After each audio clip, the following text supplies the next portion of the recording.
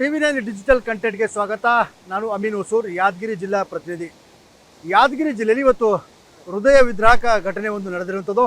ಯಾದಗಿರಿ ಜಿಲ್ಲೆ ಶಹಾಪುರ ತಾಲೂಕಿನ ಗಂಗನಾಳ ಗ್ರಾಮದಲ್ಲಿ ಈ ಒಂದು ಘಟನೆ ನಡೆದಿದೆ. ಈ ಒಂದು ಘಟನೆ ಏನಂದರೆ, ಗಂಗನಾಳ ಗ್ರಾಮದ ಶಾಂತಪ್ಪ ಎಂಬಾತ ತನ್ನ ಇಬ್ಬರು ಮಕ್ಕಳನ್ನು ಕಾಲುವೆಗೆ ಬಿಸಾಕಿ ಕೃತ್ಯವನ್ನು ಮೆರೆದಿದ್ದಾನೆ. ಯಾದಗಿರಿ ಜಿಲ್ಲೆ ಶಹಾಪುರ ತಾಲೂಕಿನ ಗೋಗಿ ಪೊಲೀಸ್ ಠಾಣೆಯಲ್ಲಿ ಈಗ ಪ್ರಕರಣ ಕೂಡ ದಾಖಲಾಗಿದೆ. ಕೌಟುಂಬಿಕ ಕಲಹ ಹಿನ್ನೆಲೆಯಲ್ಲಿ ಪತಿ ಮತ್ತು ಪತ್ನಿ ಮಧ್ಯೆ ಕಳೆದ ಹಲವು ವರ್ಷಗಳಿಂದ ಜಗಳ ಇತ್ತು. ಜಗಳದ ಕಾರಣಕ್ಕಾಗಿ ನಿನ್ನೆ ಇಬ್ಬರ ಮಧ್ಯೆ ಜೋರಾಗಿ ಗಲಾಟೆ ಆಗಿದೆ.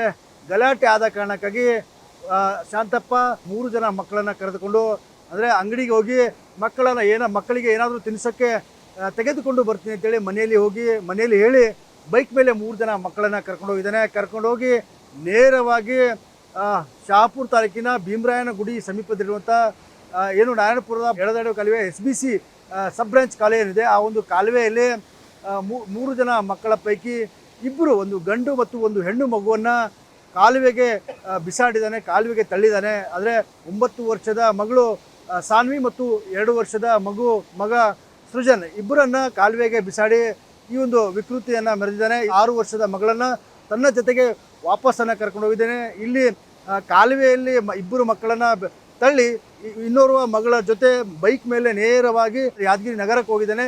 ಯಾದಗಿರಿ ನಗರಕ್ಕೆ ಹೋಗಿ SP ಕಚೇರಿಗೆ ಹೋಗಿ ತಾನೇ ಈ ಒಂದು ಕೃತ್ಯವನ್ನು ಮಾಡಿದ್ದೇನೆ ಅಂತೇಳಿ ಹೇಳೋಕ್ಕೆ ಮುಂದಾಗಿದೆ. ಆದರೆ ಆತನಿಗೆ SP ಕಚೇರಿ ಎಲ್ಲಿದೆ ಅಂತೇಳಿ ಗೊತ್ತಾಗಿಲ್ಲ. ಹೀಗಾಗಿ SP ಕಚೇರಿಯ ಸ್ವಲ್ಪ ದೂರದಲ್ಲೇ ಕೂತ್ಕೊಂಡು, ಅಂದರೆ ಒಂದು ಅಂಗಡಿಯಲ್ಲಿ ಕೂತ್ಕೊಂಡು ಏನು ಪೊಲೀಸ್ 112ಗೆ ಕರೆ ಮಾಡಿ, ನಾನು ಈ ರೀತಿ ನನ್ನ ಇಬ್ಬರು ಮಕ್ಕಳನ್ನು ಕಾಲುವೆಗೆ ತಳ್ಳಿದ್ದೀನಿ ಅಂತೇಳಿ ಮಾಹಿತಿ ಕೊಡ್ತಾನೆ.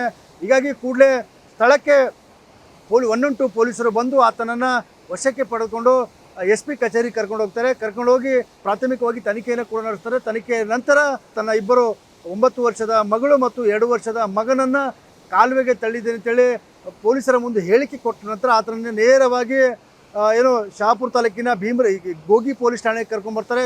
ಪೊಲೀಸ್ ಠಾಣೆಗೆ ಕರ್ಕೊಂಡ್ಬಂದ ನಂತರ ಆತನ ಪತ್ನಿ ಮತ್ತು ಕುಟುಂಬಸ್ಥರಿಗೆ ಮಾಹಿತಿಯನ್ನು ಕೊಡುವಂಥ ಕೆಲಸ ಪೊಲೀಸರು ಮಾಡ್ತಾರೆ.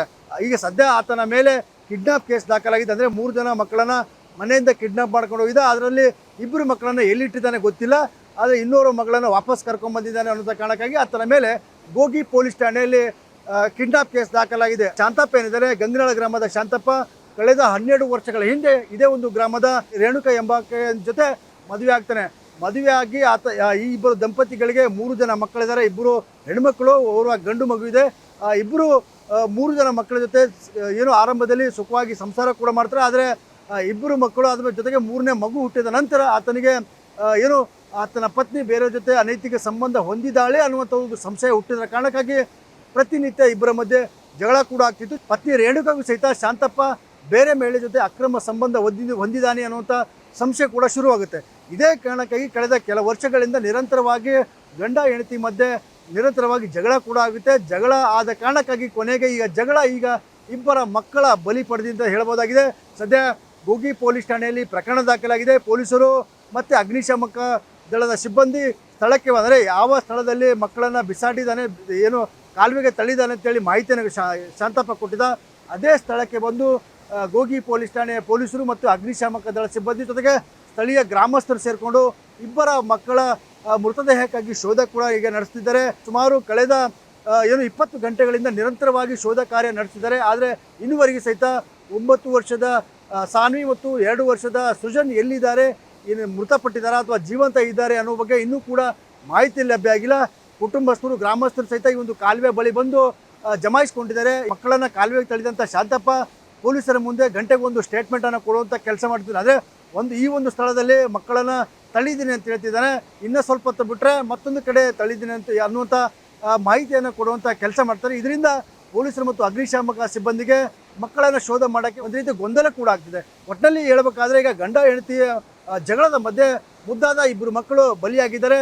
ಸದ್ಯ ಗೋಗಿ ಪೊಲೀಸ್ ಠಾಣೆಯಲ್ಲಿ ಕೇಸ್ ಕೂಡ ದಾಖಲಾದ ಕಾರಣಕ್ಕಾಗಿ ಸದ್ಯ ಪೊಲೀಸರು ಶಾಂತಪ್ಪನನ್ನು ವಶಕ್ಕೆ ಪಡೆದು ವಿಚಾರಣೆ ಕೂಡ ನಡೆಸಿದ್ದಾರೆ ಒಂದು ಕಡೆ. ಇನ್ನೊಂದು ಕಡೆ ಪೊಲೀಸರು ಮತ್ತು ಅಗ್ನಿಶಾಮಕ ಸಿಬ್ಬಂದಿ ಕಾಲುವೆಯಲ್ಲಿ ಮಕ್ಕಳಿಗಾಗಿ ಶೋಧ ಕೂಡ ಈಗ ನಡೆಸ್ತಿರುವಂಥದ್ದು. ಕ್ಯಾಮ್ರಾಮನ್ ಶಿವಶಂಕರ್ ಜೊತೆ ಅಮೀನ್, TV9 ಯಾದಗಿರಿ.